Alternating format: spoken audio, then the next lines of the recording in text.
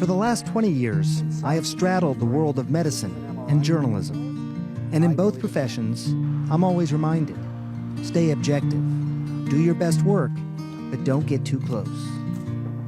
But with little Charlote Figi, that was impossible. She just had this way about her, that smile, that giggle, that just got you and captured your heart. You remember me? That was June 2019, the last time I saw Charlotte. Oh, wait, I have and she was doing great. Well, looking pretty good, sweetheart.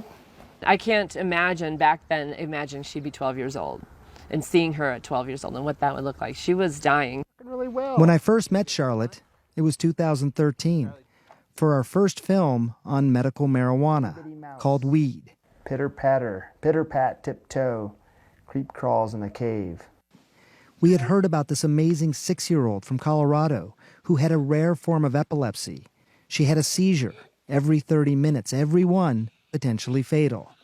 No treatment had worked. And then one day, desperate, her parents gave her a non-psychoactive ingredient from the cannabis plant called cannabidiol, or CBD. This is Charlotte's web. She didn't have a seizure that day. And then she didn't have a seizure that night. Did you sit there and get your watch? Right, I thought, this is crazy.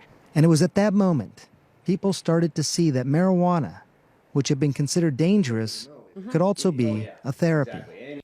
She changed my mind and opened my eyes to the possibility that this was a legitimate medicine. And in the process, she changed the world.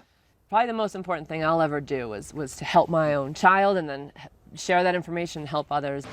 Charlote Figi was the entire CBD movement wrapped up into a sweet little girl with a big smile and an even bigger heart. Her story changed policy about cannabis.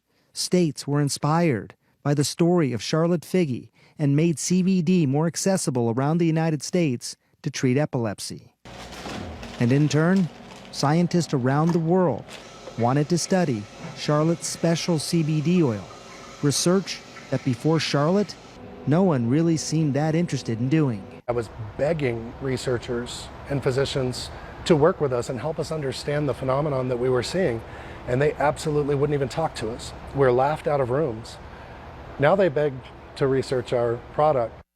She's happy and outside, and this is her jam. Charlotte lived her short life to the fullest.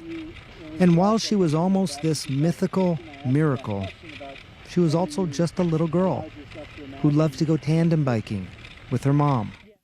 And while the last month was not easy, she had symptoms of COVID-19 while never testing positive. She eventually developed pneumonia, which once again unleashed her seizures. Her mother, Paige, says Charlotte was still smiling and happy until the very end, when a seizure became more than her fragile little body could handle. Charlotte's life ended just as it began, in her mother's arms, surrounded by family who loved her, cherished her, and protected her. All forever changed by this little girl who forever changed the world, and everyone, like me, who were caught in her glorious orbit. Please rest in peace, Charlotte.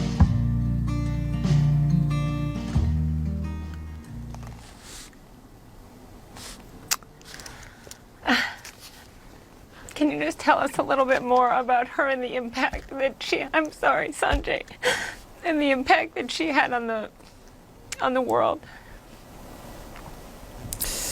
Sure, Poppy, thank you for letting us tell her story. I think when I first met her, I was skeptical about cannabis as a medicine. I had written as such, for Time magazine years earlier, and then you meet somebody, and I thought her story was apocryphal. Somebody who had these crippling seizures and then seemed to have this remarkable turnaround with this medication, CBD. And then I started, looking all over the world, scientists in different labs, and finding patients all over the world who had stories just like her, thousands and thousands of people.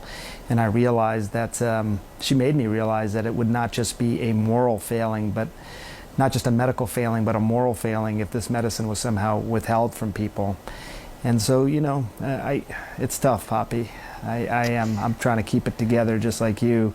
My daughter sort of grew up with her. You know, I have 3 daughters of my own, and it's one place I never let my mind go to think about, you know, loss like this. But she meant a lot, obviously, to an entire movement, and so much in the country. So much has changed, I think, of people seeing her story and understanding her story.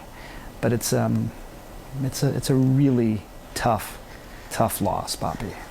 Yeah, you said it so beautifully, her beautiful orbit. So, Sanjay, sorry, I didn't know it'd make me cry, but thank you for that, and just for what you've done through this whole crisis, for all of these stories that you're humanizing for us. We appreciate you very much, and we'll be right back. Thank you, Poppy.